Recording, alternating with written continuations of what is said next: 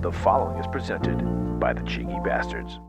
Come to the coast, we'll get together, have a few laughs.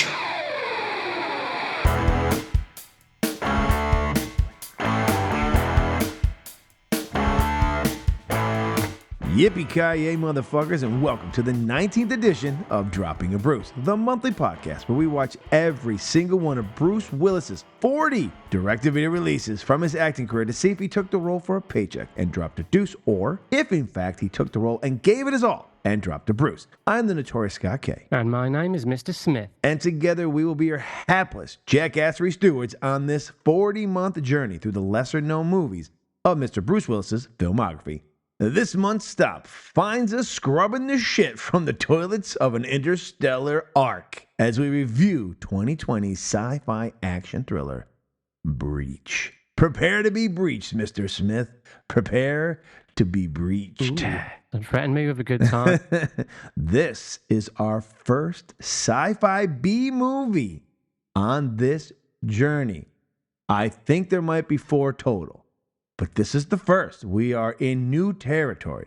We have done a lot of action thrillers or action sleepers, whichever one you want to fall on some of these. Sounds and more so like it was a nice change of pace this time around. Nice change of scenery. And it's the first time I was actually excited this season to see a film because of the change of pace and what we were going to get. Absolutely. I had no idea what we were in store for. But we'll get into it because, well, I want to see how you feel, because what we have done from the majority of this journey is we do not talk to each other about it, and then we both hold on to things and hope, are they going to see it our way, or is this going to be a different recording today? That's exciting.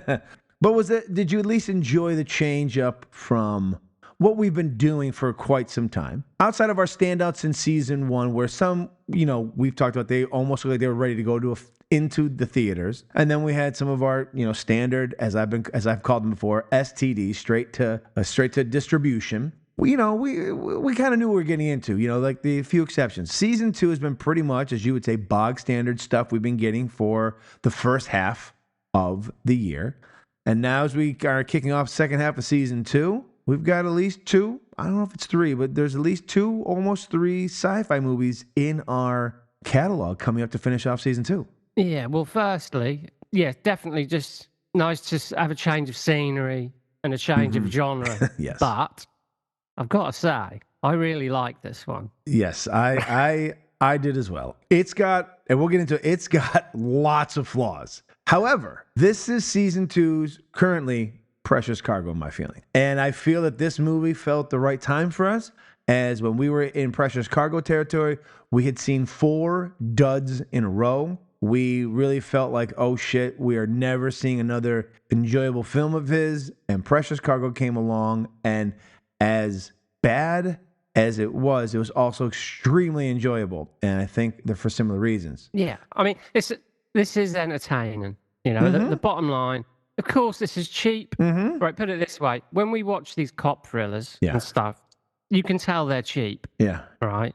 So if you use that same budget to make a sci-fi movie, you're already in trouble. Yes. So if you say, these $12, $15 million cop thrillers, suddenly, they're set on a spaceship with fucking aliens and God knows what. The first, you're just going to think, well, how are you going to pull that off? But there are a lot of movies I genuinely like this. So I was having a good time. And I'd probably watch this again. This is another one of the few movies that we've seen so far.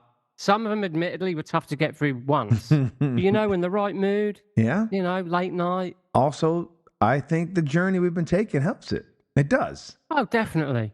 If you just come off of watching Die Hard 2. Yeah. So, and then you jump into this, you're like, what the train stops immediately. But this isn't the journey we've been on. This is a different journey. No, this is different. We're more mentally prepared for this. So I think it's time then. I think it's time for us to stow away on a ship bound for New Earth and drink rocket fuel and floor cleaner moonshine, because it's time for our... What you talking about, Willis? Just the facts, man. Just the facts.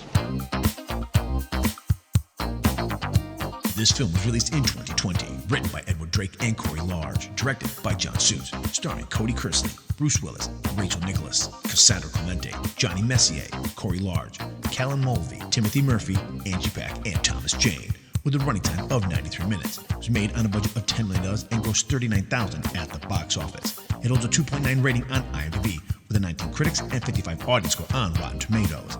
On the cusp of fatherhood, a junior janitor aboard an interstellar ark to New Earth must outwit malevolent cosmic terror, intent on using the spaceship as a weapon. Screen Media Films and Saban Films presents Breach. Departure for New Earth to commence in T-minus 3 minutes. First jump. Yeah, just a little friendly advice. Just get out of my seat. Come on. There you go.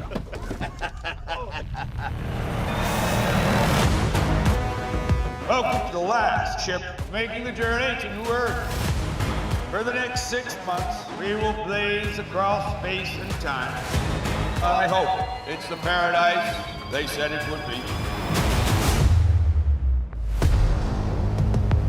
Hey, where you been hiding?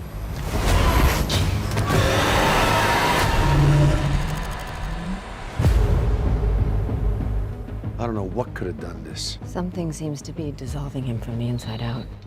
It's not human. And it might still be out there. If it's out there, we kill it. You remember how to use one of those things? What do you think? Look up! Light him up! There are 300,000 souls on this ship. So we're headed to New Earth at the speed of light with an alien? Yeah, we got it. What are you gonna do? Improvise!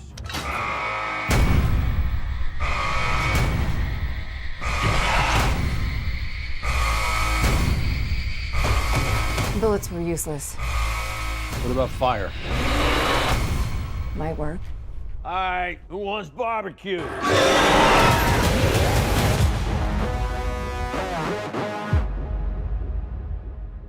Mr. Willis plays Clay Young, a grizzled old soldier turned drunken janitor on the Ark, a spaceship bound for New Earth after Earth suffers an extinction-level event.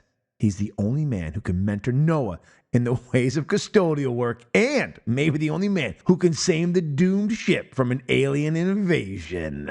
This is our fifth of 26 straight-to-video releases that we are covering that he did over the last 5 years of his career. This is the third and final straight-to-video release of 2020, and the first of 4 sci-fi B movies in his STD catalog. Now, the plot, as you've already heard, but I'm going to break it down for you. Following an unknown extinction-level event, we don't know why Earth is going to shit. We just know it's going to shit. Only a select number of citizens is being shuttled off the planet to New Earth, where they will colonize and start a new civilization. However, rebels, which we don't know a lot about, who believe man is a parasite and should perish, that are only briefly mentioned and we never fully aware of, their purpose outside of being a necessary plot point to set things in motion, sneak an alien life form that looks like maybe a slinky, a slug, onto the ship that only knows how to do one fucking thing: kill. However, it takes this being months to realize it's there to kill and not on a pleasure cruise, but once it does find the balls to carry out its mission,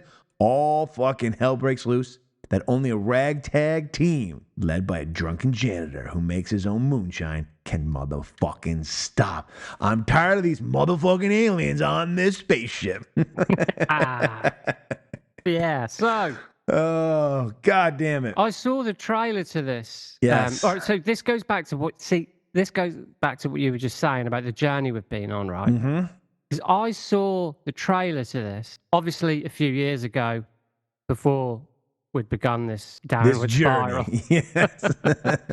And I thought, what the fuck is going on here? Because I was kind of not completely oblivious to the sort of Bruce Willis situation.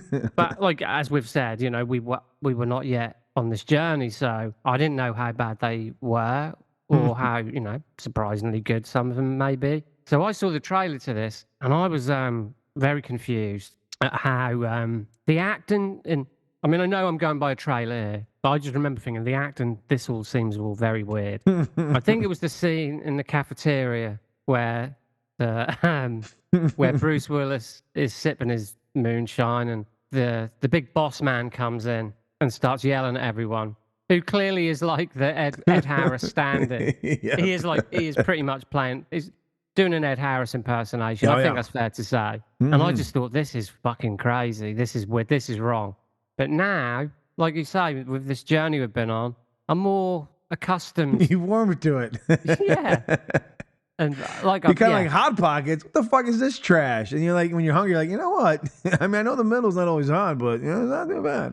Yeah. So I've got to say, yeah, this was a good fucking time, I think. Well, what I'm learning on our journey here is as we get closer to the end of, I mean, we've still got a lot more to go, 21, in fact, there's not a lot of information about some of these. So I was able to pull a few things. Now, this film is also known as Anti-Life. Now, neither of the film's titles really fit it, in my opinion, and I think the proper name should have been Stowaway. I feel like that's the name this film should have been called, because Anti-Life and Breach, nothing really was breached, and I guess Anti-Life is just their way of saying we can't call it Alien because they already took that 40 years ago. So yeah, that's bad. The name's not great. Now, B-movie director John Suits, who may be up for a Brucey as best director, even though there's not a lot. There's not a lot of competition prior. So we'll be honest. Most notable accomplishment was being the director of 2 different Die Hard battery commercials that I think only aired maybe in America. One in 2020 and the other in 2022, that both starred Mr. Willis reprising his role as John McClane, where he was more believable as his iconic character than he was in It's a Good Day to Die Hard. Now, this film was shot in 3 weeks, as you can definitely tell from watching it, during the fall of 2019 at TMG Studios in Fitzgerald, Georgia.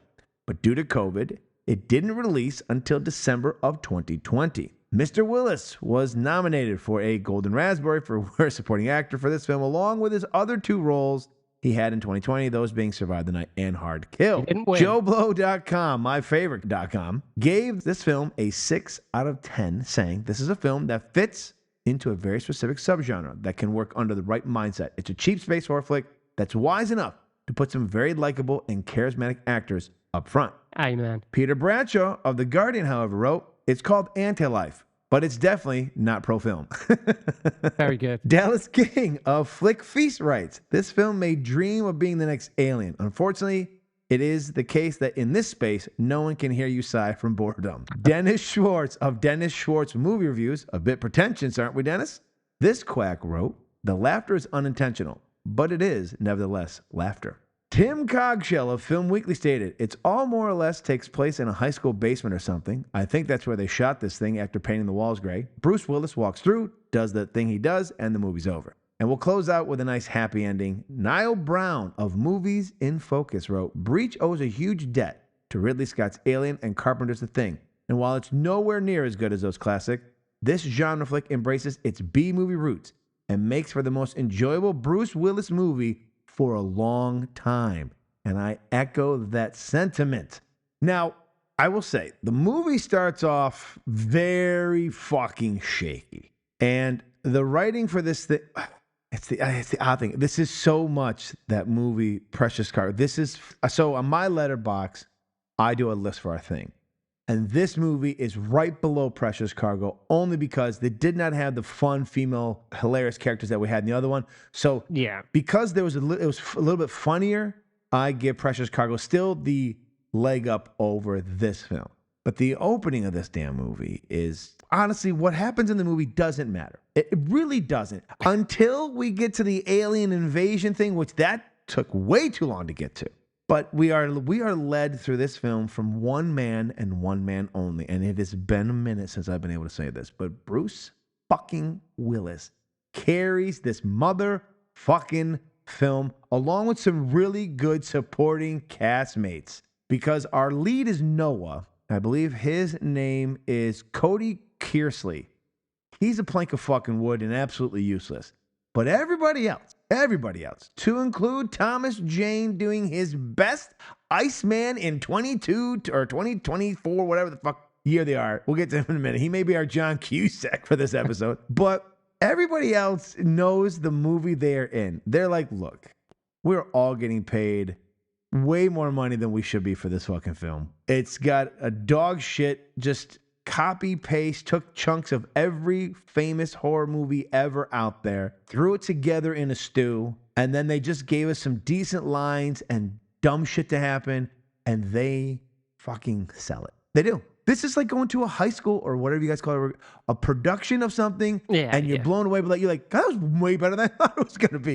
Like the sets aren't great and the special effects aren't great, but you're kind of like, yeah, Bruce Willis comes in drunk the entire time. He's saying some wild shit, and watch it happen. You're just kind of like, that was pretty good. Yeah, I mean, this reminds me of early 1980s Roger Corman. You know, there's things like Forbidden World and Galaxy of Terror, which if you're in a forgiving mood, you know, you're gonna get some blood, you're gonna get some action. It's not gonna be great, but it's gonna be enough to keep you awake, so to speak. Would you say it's fair? This is the first B movie we've seen that really leaned into some of the stuff we were asking. Like, we don't get the nudity and sex, this is where I but was we headed. do get some gore. We do get some wild stuff happening, and you're kind of like, you get some blood, you get some gore, you get a good. I actually think you get a pretty cool monster.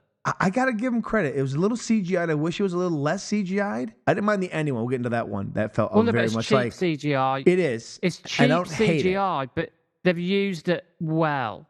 They've used cheap CGI well. This is a guy who's paying homage to his favorite movies that he's seen, and I got to give him credit for that, especially being a Tarantino fan. He doesn't have the skill, but he had the vision, and I can appreciate... He didn't have the money, is what he didn't Or the have. money, Okay. yeah. Well, it's because, actually, Emmett Furlan, then, they weren't a part of this. Maybe this is one of the reasons this did better. Those cocksuckers aren't a part of this. Too. I was going to be...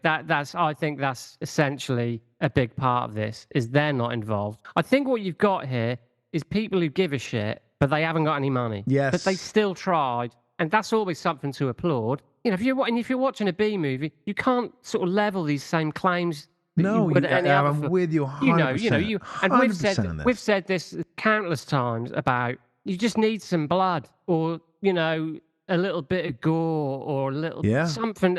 This is what B movies excel in, and this is all B movies usually have, and that's what lets all the other movies down.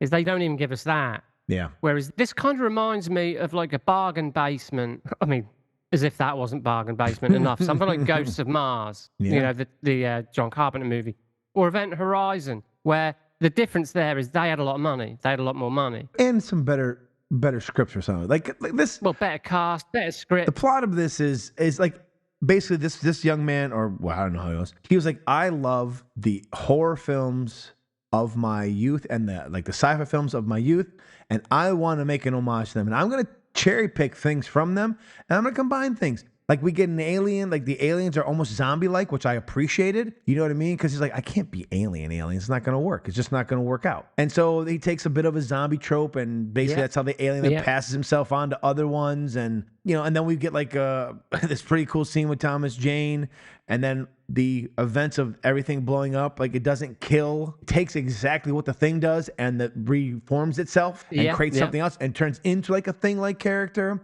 Meanwhile, the zombies are still going. So there was some cool things that happen, but where it falls short, and which is only disappointing, but I know I bet if they could have, is they just needed a few more people on the set who were well-versed in how other people have taken lower budgets and made things work out. Like, there are cheap versions of gun special effects, VFX, that you could put in for shooting the bullets that would have made this a lot better, because we all know they're not shooting blanks. That's fine. You don't have the budget for it. I'm fine with that. But whoever did the VFX, and you had over a year to do it, some of it was great, and some of you're like, what? The flamethrower looked better, right? The flamethrower effect looked better, but the gun firing was like, it started to take you out of it a little bit. Yeah. For me, a little bit. Again, I've seen a lot of shitty films that did exactly the same thing.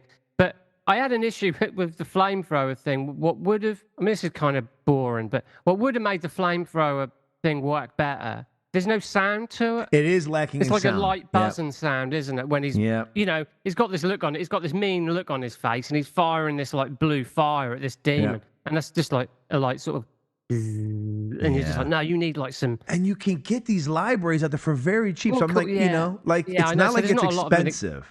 So there's no real excuse for stuff like that. I mean, no, there really is not for that section. No, I know it's only a little thing, but it happens quite a lot in the film. So you're a bit like, every time it comes along, you're kind of like, yeah, this should be a bit more aggressive, this scene, whereas it just falls a bit flat. It's less dramatic, but so the sound on that is a little bit weird. And this guy, like as you pointed out, Johnny Suits, he's clearly got a lot of love for these kind of weatherous 50s sci-fi weatherous. I think a lot of it is probably like a mishmash of that and 80s. Oh, there's nothing but 80s touches throughout this entire film. I think what it is, right, in my mind, what he's done is he grew up watching 80s sci-fi horror, had the knowledge that those guys grew up watching flying saucer movies, and he's kind of done a mishmash of the two. And like you say, this is like Night of the Living Dead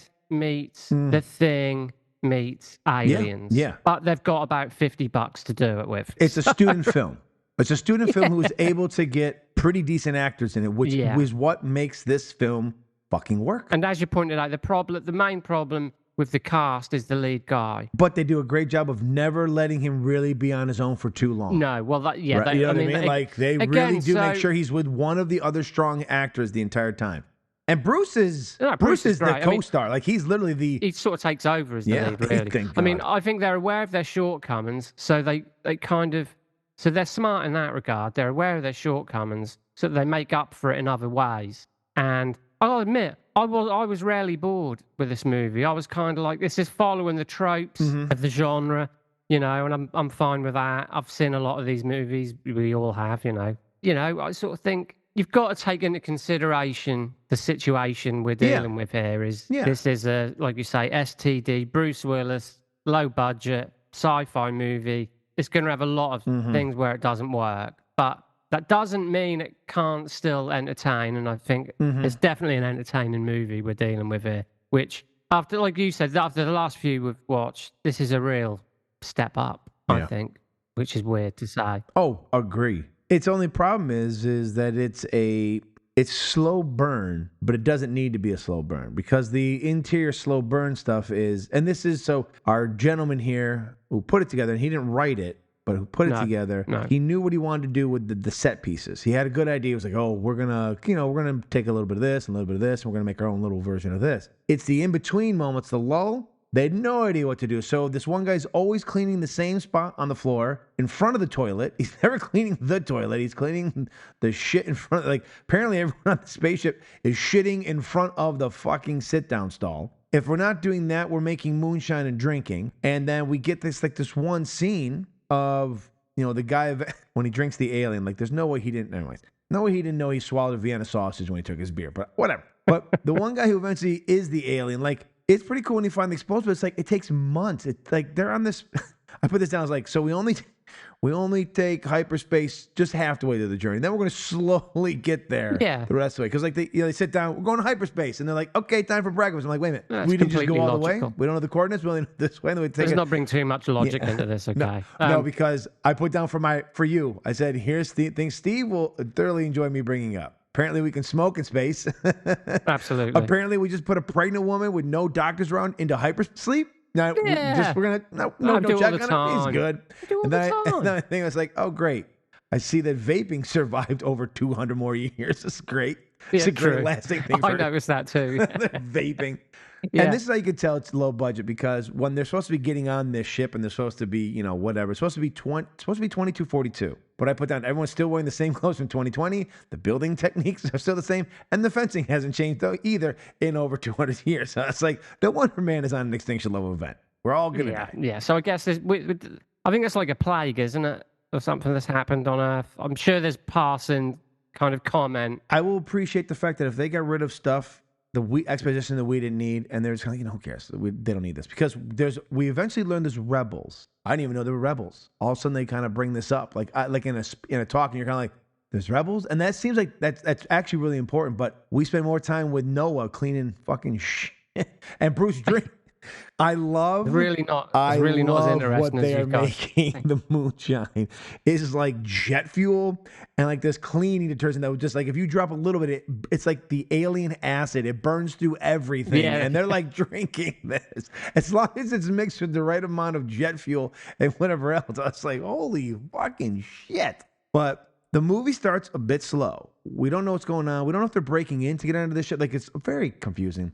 They get on the ship, and then we realize that this guy's on, and we see Thomas Jane. And you're kind of like, okay. As soon as I saw him, I said, oh, Steve's gonna love this. He's in one of these moods. Tommy J is in a mood. He's got the fucking aviators on.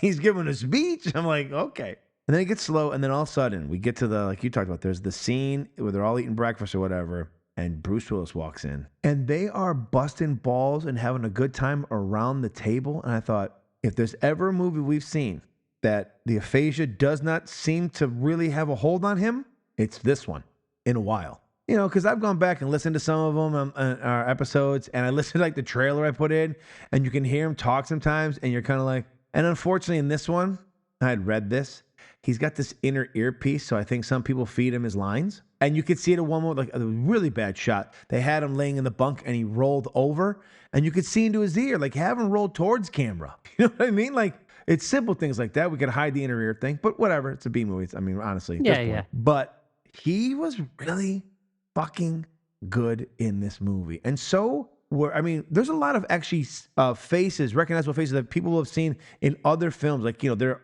character actors who are in other films that are just really like, I think Colin Mulvey, Timothy Murphy. Timothy Murphy plays that captain. Colin Murphy is the guy who eventually we find out is the guy who brings the thing on board. Obviously, Thomas Jane. Rachel Nichols is good in it. Angie Pack was pretty hot. Was that Corey Large? He wrote it, right? He's in it. Corey Large wrote it, and he's the guy I think who blows up. He's and then you've got, well, you know, go back to Johnny Suits. He edited the movie as well. So he did a decent job. I mean, he didn't do the effects. He directed and edited, so he obviously had an idea, a vision for this. You know, for this. But like you say, the cast are all pretty good. I think the guy is it Timothy V. Murphy. Yeah, plays he's Stanley. He's the Ed plays our Harris guy, captain. right? Yeah, he's fucking crazy. He's good. He's good. They're all good. They all have their role. They all play it pretty well. Like I said, the biggest waste is the lead, but he's not allowed to go without training wheels. So someone's almost always around with him. And look, the moments that definitely hurt the film are when he is left alone to like talk to the girl in the sleeping chamber. Folks, when you watch this film, just go into it going, I got to go to a middle school or a high school fucking play. And you're dreading it, all right? Because it's going to look like that. But then all of a sudden, tonight playing the role of so-and-so is not your cousin, all right? It's not your cousin's kid. It's fucking Bruce Willis is showing up, and you're like, wait a minute. It's almost like we got Broadway actors to do our high school play, and they are going to give you a performance. But they can't help the set and the other stuff looks like dog shit. They're going to give you the best they can, but they're held to what they're in. Like, like Bruce Willis comes down and does a Die Hard scene in your living room. It's going to be great. But it's in your living room. He's not crawling through the fucking air ducts. I'm just telling you, just be, temper your expectations to think, hey, high school sets, high school props, professional actors. So it's the best way to go with this. But if you're in a forgiving mood, you'll have fun. The alien's pretty. The alien at the end, I was surprised. The alien changes different times. It starts off as a slug, and then it gets into the guy's body. No, but the first one is this slug that suddenly. Yeah. Then it kind of morphs into this massive fucking alien, man. No. Well, hold on. It does more than that. But first, the toughest part of the film is that we know there's an alien on board, and it does take the alien. He takes 3 months in time frame because they make it to the halfway point. They've got a 6-month journey. It's 3 months. He's just kind of like hanging out. Maybe he's having sex with women we don't know about. Like he's just kind of like hanging, and he's a slug, and he goes into a beer, whatever, and he drinks it. Fine, good. He's inside. Good, we get it. Thankfully, he doesn't burst out of a chest. He actually does more of if anyone has seen Cloverfield. When one girl feels sick and like she goes into one of the medical tests and she explodes. And that may be the best VFX they have in the film is the explosion, because a couple times they show it up on the screen, they don't show it, and they just show the reaction. I thought, oh, they don't have it, and then they did something with it. So it was either good practical they shot. Give him hands off. It was pretty good. So he blows up, and then the rest of it gets into his buddy Blue, and then the hottest female on there, Ortiz. Played by Miss Pack. She's a little drunk, looking for a little birthday sex, possibly from Blue. We can't find Blue, and he's just whatever, soldering a wall for some reason. He violently bashes her fucking head in against the wall, and I was like, wow, I had to put down, like, man, these B movies love to beat the fuck out of women. Like, we get some very violent scenes against women. Yeah, Steve's like, hey, look, you know what? There's equality, bitch. eat the wall. Oh, I guess here's your equality. And it just, I mean, it does eventually kick off, and then they become like zombies, almost like this like horde. It's almost like they're all one unison, and they're zombies. And then finally they wake up Thomas Jane. Why he's asleep? The reason he's asleep is because he can only be on set for 2 days. Thomas Jane is actually playing the role of Bruce Willis for this film, and he only can be on set like 1 or 2 days, and they only have that day to film with him. He's obviously doing a favor for old Bruce. Yes, Bruce got on the blower and said, "Look, help me out." He's not as good as he is in Vice, but he is. Thomas Jane is tapping into. I wasn't in Top Gun. You know what? He may have heard that Top Gun 2 was coming out, and this was his audition tape. He goes, "I can be in Top Gun. I'm gonna play it's an expensive audition tape. I'm gonna appreciate the fucking enthusiasm over here." But yeah, no, you're right. Thomas Jane is doing the Bruce Willis part in this movie, which is and the John Cusack role because it was a double. Yeah, it's a double surprise because obviously I didn't think Bruce Willis was going to be in as much as he was anyway. I thought he was just going to be the fucking hologram. The holograms weren't bad either. Like they weren't too bad. And Bruce did pretty good pretending to be a hologram. Like he was like, hey, not bad, Bruce. There are moments where you're just like, look, if you're not having fun in this movie, I have to tell you, like, maybe again, we can be honest. If we put Precious Cargo and this on for people without any of the journey we've been through, and without knowing what they're getting into, they're probably like, what are these two dog shit fucking movies? Because as we talked, Precious Cargo has a 0 rating on IMDb. A 0. Or no, that's insane. Sorry, a zero on, Rotten Tomatoes. It's one of the ones we've gotten Rotten Tomatoes. Yeah, that's insane. From critics. And that is not the case at all. Because, like I said, we've said in this podcast, we've had the luxury of knowing that when we got into this journey, we knew what Bruce Willis had gone through. So we could now see things with different eyes than people who watch the movie on the day it's released can see it. So I do understand that if you saw Precious Cargo in 2017 or 2018, whichever one it was, and you're kind of like, what the fuck is up with Bruce Willis? Like, why is he doing these movies? And you saw this movie in the same thing because this is before Aphasia, and you're like, what the fuck is Bruce Willis doing? Like, why is he in these fucking films? I understand it. But now that we look back a bit and you go on the journey, some of these films, they're actually pretty fun. They're fun. Like, especially for those of us who are children of the 80s. And I've said this, all the schlock and shit we got fed to us in the 80s. There are some bad movies that were fun. Critters, that's not a great movie. Yeah, it doesn't matter. It's a fun movie. You know what I mean? Like, yeah, it doesn't matter if they're bad. It matters if they're fun. And this is fun. I like, I've got quite a diverse taste in film, and I can be quite forgiving. And I found it quite easy. The shortcomings of this movie, I found it quite easy to get over those. And especially towards the end, I was like, well, this is action-packed and crazy. They're going for something. They're doing something. Thomas Jane blows himself up. Blows all these body parts. Again, we get some more gore. Got body parts everywhere. They've put some strings on to make them move. Like, they're trying. Like, they're really working at this. Like, on set, he realized this is how my heroes did it. I'm going to try to do the same. Yeah. Absolutely. And this is essentially a Roger Corman exploitation movie, pretty much. And this is where I will give Tarantino a little bit of a nod. The difference is they're shooting this on digital video. Yeah. If you shoot the thing on digital video, does it look the same? Don't know. Shooting it on film can help hide things because you can darken film prints. You can make things darker. Hide things in the background better. Yeah. If this was on film, shot on 35, this might be a little bit more enjoyable. The sets might be a little bit more believable. Because digital, when you're shooting in HD, you see everything. All its imperfections and all its glory. So, certain things require digital and certain things don't. And this one, obviously, I get it. You don't have a big budget. You don't have time. Like, if you make a take and you fuck it up and it's on digital, you erase it. It's on a card. It does not matter. It does not cost you more money to do 27 shots, right? If you have to take 27 takes on film, you're running out of your film budget. So I understand the need to shoot it. But, this is what we get. So if it's shot on film, it might look a little bit better is all I'm saying. And so when he blows himself up, then the thing puts itself together into a thing like Creature-ish. And it's almost like Jabba the Hutt is the thing.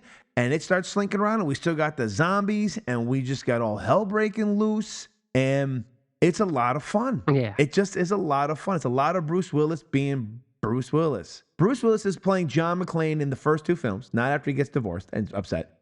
Just imagine if he'd retired and he was forced to retire and now he's supposed to do work and he's a janitor and he's just a drunk. This is kind of what he is. He's a bit sarcastic. He's a bit funny. He's he pretty doesn't fucking care. And then when he needs to be Johnny Big Balls, he's like, all right, I'm Johnny Big He's got what it takes. I wish he just turned to the camera and goes, I'm fucking Bruce Willis. I got this. Just like, like a Deadpool fourth wall definitely. break. I mean, it's a solid little B movie that you kind of, it's a breeze, really. It's only 90 minutes. Front runner in the Bruceys. Front runner in the movie. It's going to be nominated. It's 90 minutes. It's plot-wise, it's pretty straightforward, really. I mean, if you want to get into the minutiae, it probably falls apart, but ultimately, the score.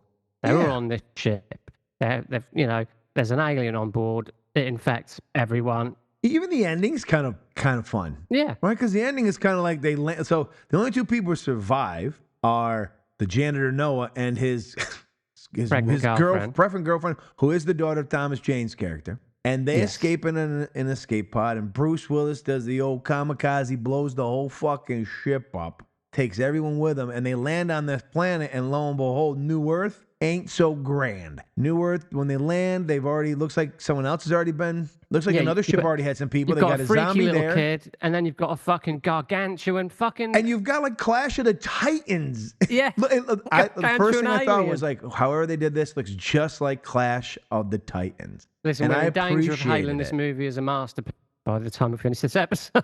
It is a masterpiece of B movies. Yeah. If you told me that this guy shot this in his backyard with friends, I'd be like, dude, this is fucking good. Like, I teach this stuff. If my students came into school, they're in middle school, and to give you an idea, they're anywhere from 12 to 14. I don't know how you guys do your school systems in the UK. Me saying middle school, Americans like, yeah, I know what you're talking about. Me saying it to you, like, what the fuck are you talking about middle school? What is this, Middle Earth? What are you, fucking hobbits over there? We're doing spells? No. No, I get it. So I they're get like it. We 12 call to 14 that'd be year high old. school. That's high school in the UK. Yeah. If someone came in with that and they're like, Mr. K, look what I made. And I watch this, I'm like, how'd you guys do this? Now, we're looking at it because Bruce Willis is in the fucking film. Right. But if you put your cousins, your friends in this, you'd be like, damn, you guys actually put together a pretty good fucking independent movie. But because it's Bruce Willis, you're going to look at it with like, well, this looks like dog shit. Well, of course, it's a B movie, but what part of a B movie is hard for people to understand, right? Like, it's a fucking B movie for a reason. We enjoy these things. This is Grindhouse. This is exploitation.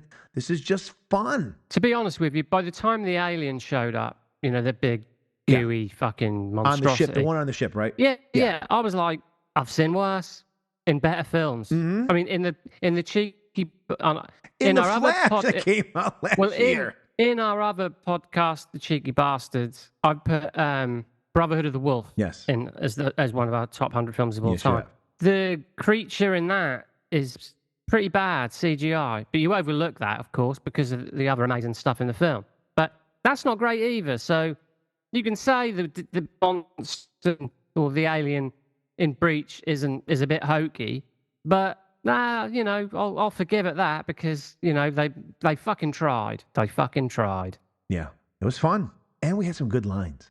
I had a few written down. I wanted to save them, but there's some good lines from not just our stars either. Like, there's this one character who gets an opportunity to say something as he comes out of freeze. So I'll wait to see if you say it. If not, I'll throw it in and add it in as a part. But the films I put down that they were picking, definitely from Alien, The Thing.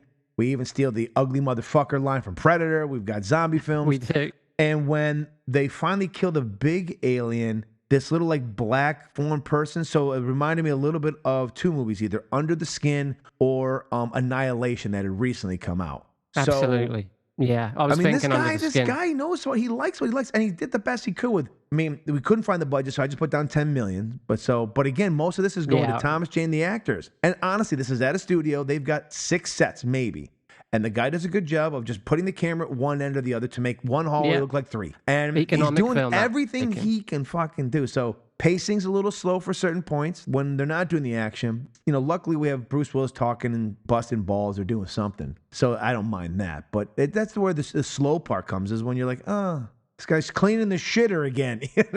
But once the guy explodes, you're kind of off to the races. Once they wake him up, once the zombies they start waking up, and that the full, like the last third of the movie, it's nonstop, pretty decent action. No, what I mean is when he explodes, you kind of think, oh, right, okay. Then you're in. You're talking about the first guy. We're not talking about Thomas Jane blowing himself and everyone else up. No, sorry. When the first guy, when the big alien thing explodes out of him, that's when you it all clicks into place. That slow burn is now hopefully going to ignite a little bit, and it does.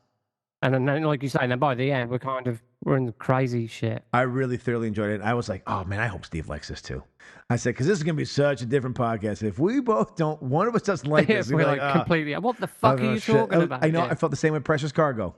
I'm telling you, this is season 2's Precious Cargo. And the only reason it falls for me in our ratings just below Precious Cargo, same, I think I gave it 2 stars. Same thing with Precious Cargo is because Precious Cargo just had some really funny lines. They had some really, like the females in there, some of the stuff, I'm going to go piss on your computer. The stuff that they were doing in that movie was hilarious. I give them reason to fuck with the lights on. Like, you're just like, okay, all right, there's zingers and shit going on all over the place, and you can have fun. And they did a slow-mo boat spin. Yeah, I mean, if you had the kind of screenplay from Precious Cargo in this movie, you'd be fucking loving it. But there was good banter. There was great banter in this, but it just, it just was a little slower. It's not quite up to that. It's not quite up to that standard.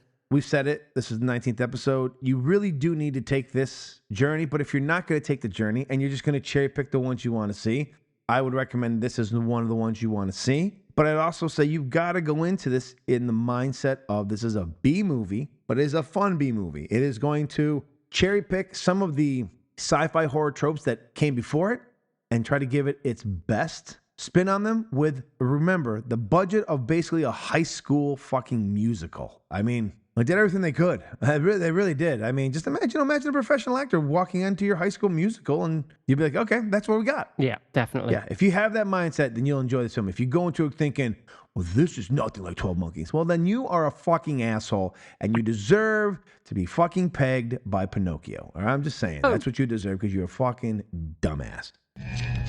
How you doing, kid? Clay, you're alive? I wouldn't go that far. Can you get to us? The chambers are overrun. The ship's moving too fast to stop. It's over. Clay, there's 300,000 fucking people on board. And you gotta save 3. If you stay on board, you're gonna die. It'll take a lot more than aliens to kill me. Adios, Padre. Clay, wait!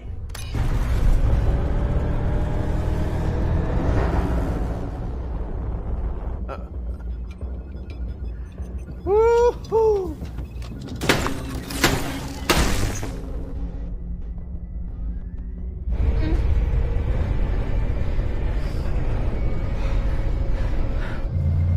Trajectory change detected.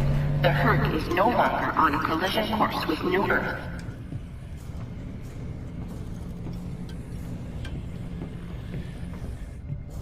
Hey, Stanley. How you doing? You're looking good.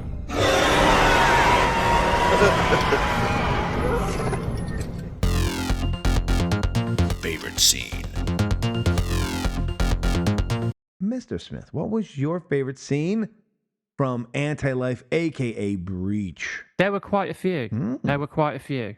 And I've given this a lot of thought. But I'm going to go with the ending. Okay, which part of the ending? When they land? When they land. Oh, okay. Because I'm watching the movie, and you know, on the spaceship, they've got the flamethrower. They're under attack from not only the alien but the horde, and that's all great, and I'm loving it. And I'm like, yeah, this is more like it. And then I wasn't expecting that ending with the evil child and the fucking Titan that we see, because it kind of like it sealed the deal, that scene. You expected them to land, and we made it, and lovey-dovey, and oh, we're safe, and oh. And like maybe they walk over a hill, and there's a bunch of people below us, like, yeah, we've made it, we're free, you know. And I would have been like, nah, yeah, typical bullshit. But they land, evil fucking kid. They look up into the sky, above the mountains, there's this massive fucking Titan, and I'm just like, that was awesome. So for me, that was that ending scene. For me, it is when Blue, who is the character whose buddy blows up and then he gets infected, he smashes Ortiz's head against the wall, because up until that point, we just had the guy explode. I wasn't sure how they were going to handle their version of what the aliens do. And when she walks up to him, I was like, oh, he's probably going to do, because, we always forgot about this little tongue thing they had. That was kind of cool, too, this little black tongue. Oh, shit, yeah. Yeah, like, little black tongue would come out and they try to infect the other one. And I thought we were going to have more of like another infection kind of thing where, like, you know, he would bite her or something zombie-like, you know. But when he grabs her head and just smashes it and there's blood everywhere, I was like, finally some fucking gore. Like, this is what we have been bitching about. If you're gonna give us B movies, give us the B movie stuff. Yeah. Don't take this. I'm like excited that he beat a woman, but look, this is fucking a movie, all right? And he obliterates her face into that fucking wall. And then she's bleeding everywhere. And I was kind of like, oh, now this is the kind of film we're in for. I was like, okay. Right. They're going to up the ante with the violence. It's not just going to be 27 guys shooting guns and one guy gets hit after 300 bullets are fired. This is going to be a little bit more like anything's game here. We don't know how people are going to kill, but they're going to get killed violently and brutally. Yeah, because when that happens, it's kind of like it's a surprise that it's that Versano. Yeah. You're kind of like, oh, we haven't seen this in many of the other films, that kind of violence. We haven't. No, we haven't. Not since I think maybe Catch 44. Like, but we said that's a movie that was aimed to go to theaters, so it had a better budget and it was going to do some stuff because it was also ripping off Pulp Fiction. But this movie finally, we're like, yeah, all right. Again, not because it was a woman. It could have been anyone's. Like, I don't care. Matter, yeah. Whoever's head was getting smashed, I was in for, and it was very impressive. And that was my favorite because it set the tone and it did not fail me from that moment on. As far as when we kept ratcheting up things. Best one-liner. Mr. Smith, your best one-liner, and there finally was some choice fucking lines in here. What did you go with? I had no choice. When old Brucey picks up that flamethrower and he says, all right, who wants barbecue? That was my favorite. Oh, now my runner-up, it's simple, but it's effective. But my runner-up comes to an extra who was given a line that when Thomas Jane is woken up from fucking hyperspace and they're going to fucking go and kill these fucking cocksuckers, he says, ready to maim, murder, and kill on your command, sir. That's my runner-up. It's a good one. My number one choice goes to Mr. Clay Young, played by the amazing Bruce Willis. Everybody on Earth is dead. Look on the bright side, though. They're serving pancakes today.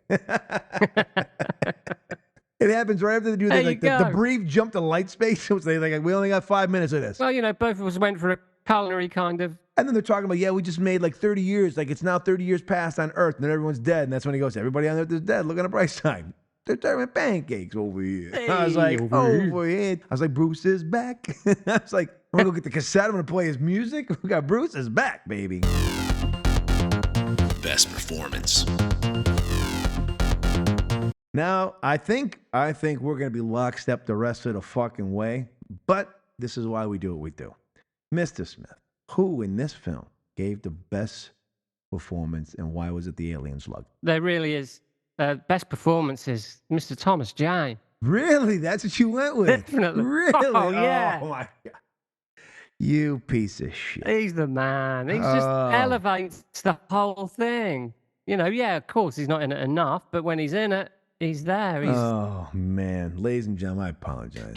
He elevates proceedings, It's like, Bruce Willis. Yeah, Bruce Willis is in it. You've watched a pile of shit. Listen, I'll give you that. I'll give you that he is like the chips to a good sandwich. I'll give you you're like, oh, these chips also made this sandwich good. All right. Or as you guys call them, crisp. I'm sorry. Good crisps. Sorry. We call them different things. Chips here. Chips you call our fries. Chips. Whatever. You fucking clowns. Politics, you don't even make fucking fries and you calling them chips. You call them what we call them, you son of a bitch. You goddamn it. It's good. Speaking our language, motherfucker. Listen. I'm just saying. All right. Listen, it's your choice. Thomas It's fine. Jane.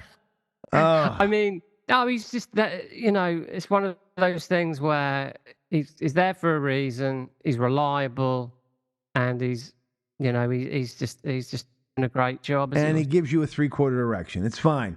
Fine. You were 3/4 erect when he came on screen. Hashtag gay for Thomas Jane. Now, the actual answer should have been, it's Bruce fucking Willis. Bruce Willis has been a fucking zombie for a lot of our films. He gives his best performance as he can, but Bruce has not been this good since we saw Once Upon a Time in Venice. And that, once again, was a movie that was headed for the theaters, and he was the star of that film. You got that right. Because he's in the whole film. Without Bruce, this movie would fall flat because, once again, we would have our high school student as our lead, and we'd be like, oh, this is going to be a long fucking performance. But what helps him is Bruce is always there. And then if Bruce isn't there, there's someone else that will pop in. But when Noah's on screen, Bruce is almost always with him. They have bunk them together. He's his mentor. The guy who made the film goes, okay, Bruce doesn't want to be the lead, but we're gonna fake Willis out, and he's gonna be the lead anyway. He just doesn't realize he's the fucking lead. We'll pretend it's Noah. We'll give Noah a couple of scenes by himself, and he'll be the star. But really, they're like, Bruce is the star. Just don't tell him. Just don't tell his agent. This guy was like, he's making how much? $2 million for this picture? This cocksucker's going to be the star, whether he knows it or not. We're just going to pretend he's not. So Bruce was forced into a starring role without his knowledge. And for me, I'm thankful for it because the minute he came on screen and sat down in that cafeteria, was drinking moonshine and shooting the shit and being a sarcastic asshole, it's like, I mean, this may be the great grandson of his character on Moonlighting for all we knew. I mean, he just did. I mean, this is great. This is great. I mean, this is fantastic. So for me, Mr. Willis, thank you, sir. Thank you, sir, for putting in me. Who knows? This could be your last great performance, but if it is, chef's kiss, sir. We appreciate it. Favorite character. And now, sir, your favorite character. Admiral Adams King, played by Mr. Thomas Jane. Played by his heterosexual life mate, Thomas Jane. Well, I'm saying Admiral Adams King, Thomas Jane, completely chewing the scenery. He knows the movie he's in. He's going all out. He's giving it his best. So you've got the performance side, and the character himself is great.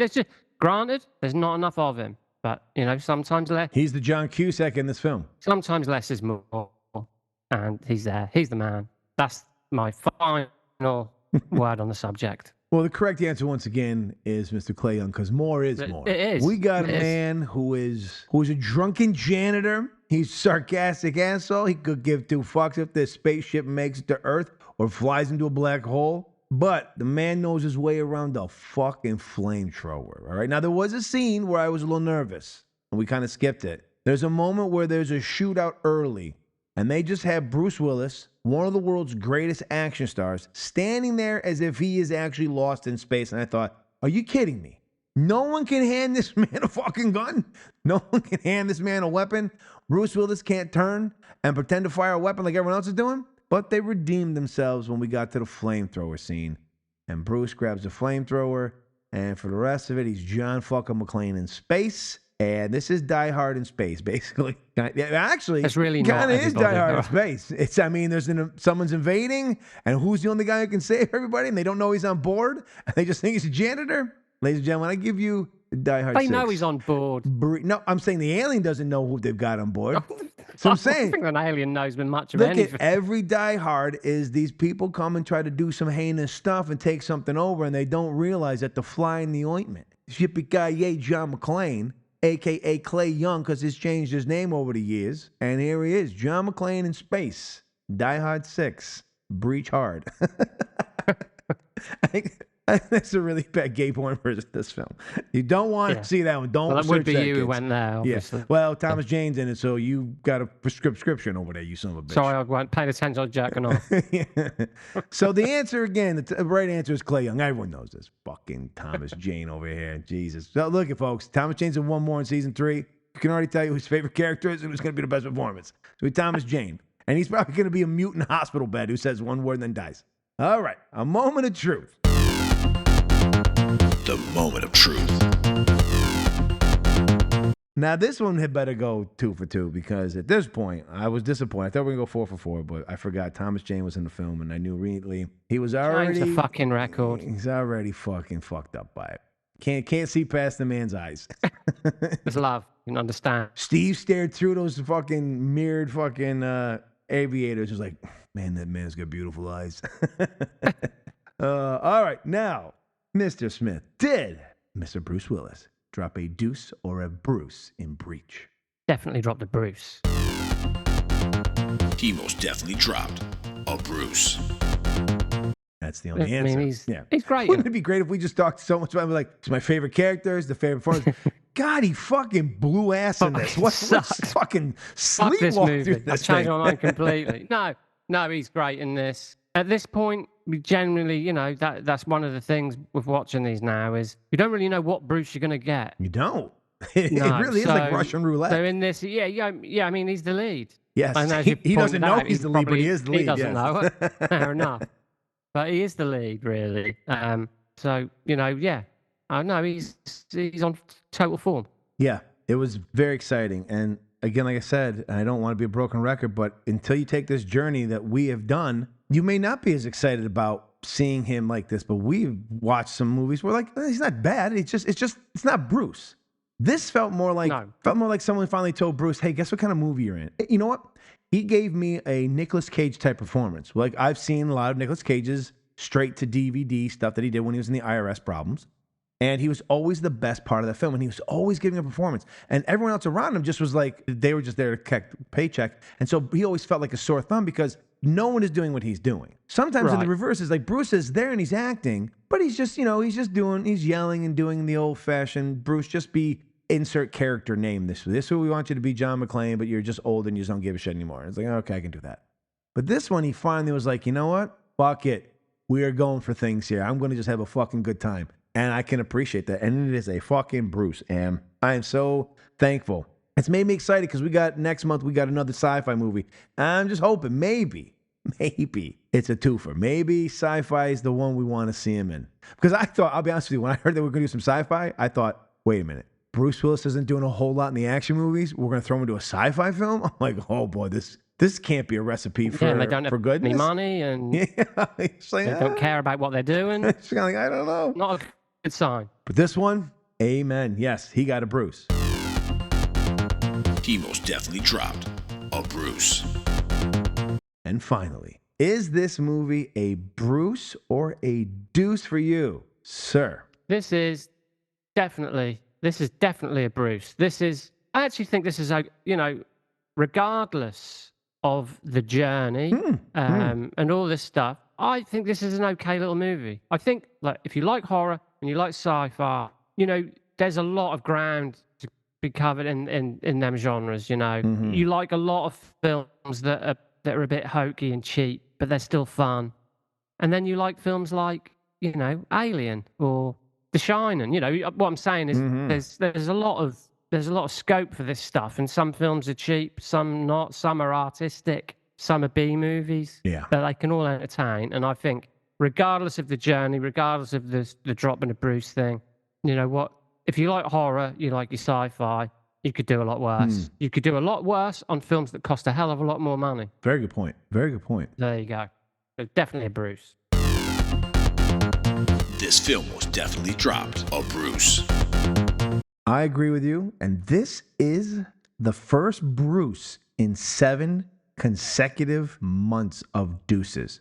The last Bruce we had was our 11th episode. When we did First Kill was the last time we gave a movie a Bruce. Since then, since episode 12, so 7 in a row, we gave deuces. This is our first Bruce in almost a third of a year, or 3/4 of a year. Yeah. That has been a long... This is a big moment. Yeah.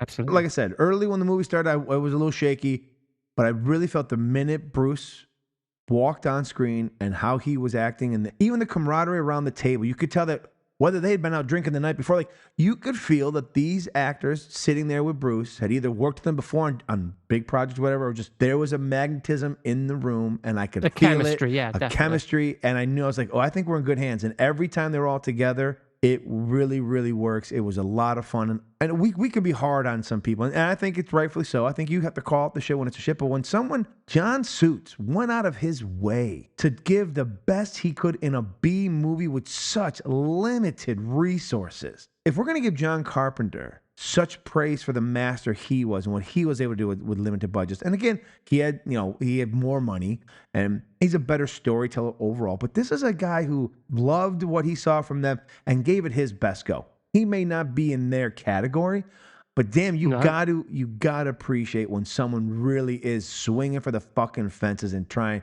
and giving it their all. Even if the final product isn't the greatest thing ever, but there are touches in that moment, in that film, you go, he really fucking cares. He's really trying to put together the best he can for what he's got. And so for that, absolutely deserves a Bruce. This film was definitely dropped a Bruce. And now the bar for season 2 is set here. We only got 5 to go, but motherfuckers better start bringing your A game, because he may also be the bar for season 3. I don't know how much better we get from him. Who knows by then, yeah. All right, so there you have it. We have a double Bruce for the first time in 7 fucking months. That is a long fucking stretch. And we have now completed 19. Next month, we hit the midway point of the journey. We have made it halfway, and we have a very special guest joining us for that. Mr. Sean O'Connell, who is a managing editor at cinemablend.com. He is the co-host of the very popular Real Blend podcast and an author who recently wrote a book on Mr. Bruce Willis himself and is one of the few people who's been through this journey, and he actually has finished it before. So he is going to be here to help us say goodbye to the first half of the journey and get ready to kick off the second half as we're going to look at Cosmic fucking Sin. And I am super excited as he's also helped us kick off season 3 for the Cheeky Bastards Men of Action. So it has been a real honor to have a man of his stature and knowledge join our meager little shows and bring them a little bit more credibility. He's the Bruce Willis. He doesn't know. We brought him in. We're Noah. We're scrubbing shit off the floor. He doesn't know what he's doing. No. Yeah. So yes, please enjoy this film and then go out and please be sure to join us again next month as we have a very special guest to say adieu to the first half of this journey and prepare for the second half of our voyage. We're just like this movie. We made it halfway. And the halfway point of this film, the aliens attack and it all goes to hell. So who knows what the halfway point of this journey will be. But we look forward to next fucking month.